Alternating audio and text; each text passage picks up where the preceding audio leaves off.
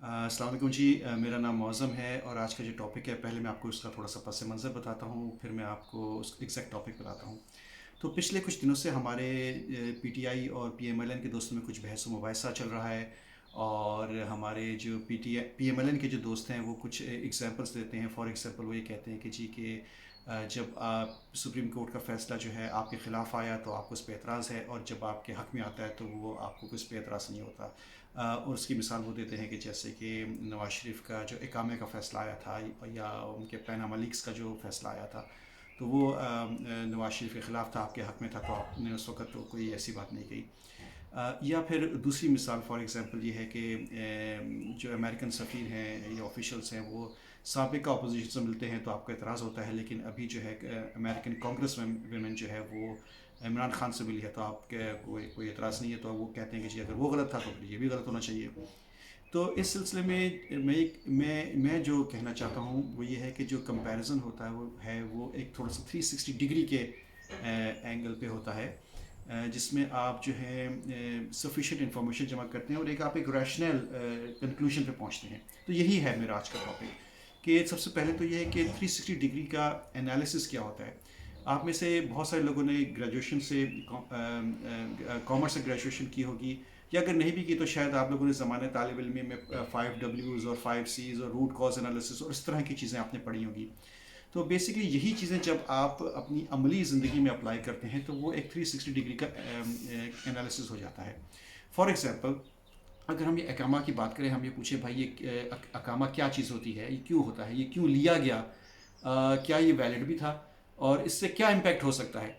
तो अगेन मैं बहुत ज़्यादा डिटेल में नहीं जाना चाह रहा, इस पर बहुत ज़्यादा डिटेल बातें हो चुकी हैं। तो एक कोई सा भी आदमी जो इसको 360 डिग्री को एनालिसिस करेगा वो इस नतीजे पे पहुंचेगी, क्योंकि उसके पास एक सफिशिएंट इन्फॉर्मेशन जमा हो जाएगी, तो उस नतीजे पे पहुंचेगा कि ये फ़ैसला जो भी नवाज शरीफ के ख़िलाफ़ आया था वो सही आया था।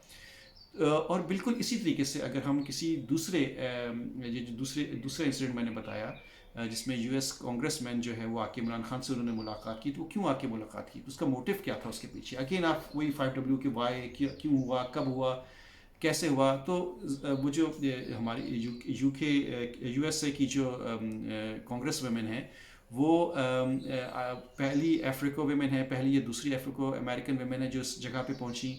और इसके अलावा इसी तरह की उनकी कुछ जो हैं खसूसियात हैं कि वो पहली या दूसरी अपनी तरह की खातून हैं जिन्होंने बहुत शदीद मेहनत की। वो शायद रिफ्यूजी थी, फिर उन्होंने शदीद मेहनत की और वहाँ तक पहुँची।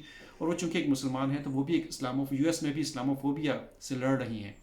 तो जो भी बंदा इस दुनिया में चाहे कहीं पे भी हो इस्लामोफोबिया से जो लड़ रहा है वो अभी इमरान खान को अपना हीरो देख समझता है, क्योंकि इमरान दुनिया में बेशुमार मुस्लिम ममालिक हैं, बादशाहतें हैं, जमहूरियत हैं, किसी भी सरबराह मुमलिकत ने आज तक कभी भी इस्लामोफोबिया के केस को यूनाइटेड नेशन में इस तरह पेश नहीं किया जिस तरह इमरान खान ने किया है।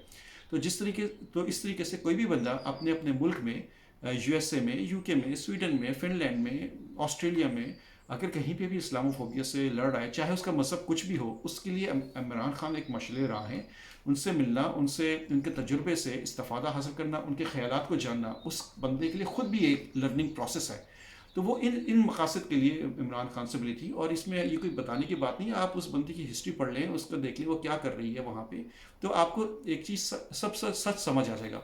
तो कहने का मकसद ये है कि आप कभी भी कंपैरिजन करें कि चाहे अमेरिकन सफ़ीर का या सुप्रीम कोर्ट के फैसले का, आप ये कुछ चीज़ें इंफॉर्मेशन जमा करें। और इंफॉर्मेशन आपको कैसे जमा करनी है, आपको व्हाट, वाई, वेयर, इस तरह के सवाल पूछने हैं कि ये कब हुआ, क्यों हुआ, इसका मोटिव क्या था, और इसका इम्पैक्ट क्या होगा आगे।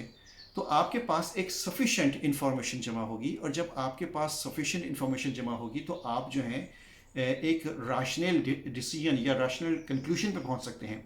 और साथ ही साथ मैं ये भी कहूँगा कि भाई कोई भी बंदा अगर वेस्टर्न कंट्रीज़ में काम कर रहा होता है, वो ज़रूरी नहीं कि वो वेस्टर्न इस्टेब्लिशमेंट का लफ्ज़ इस्तेमाल करूँगा, वेस्टर्न इस्टेब्लिशमेंट, क्योंकि अभी इस्टेब्लिशमेंट हमारे लोग ज़रा ज़्यादा समझते हैं कि वेस्टर्न इस्टेब्लिशमेंट का हिस्सा हो या उनका एजेंट हो।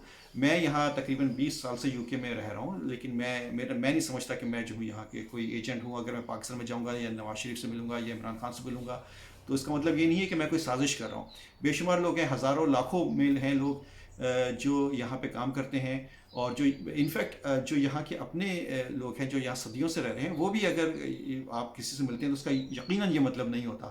لیکن بہرحال اگر کوئی بندہ کسی اسپیسیفک عہدے پہ فائز ہے اور وہ کسی دوسرے ملک میں کسی اسپیسیفک عہدے والے سے مل رہا ہے، اس کے پیچھے موٹیو کیا ہے، اس بندے کی نیچر کیا ہے، یہ سب چیزیں اگر آپ جمع کریں، 360 ڈگری کا انالیسس کریں، سفیشینٹ انفارمیشن لیں، تو یقیناً آپ صحیح ریشنل میں پہنچیں گے.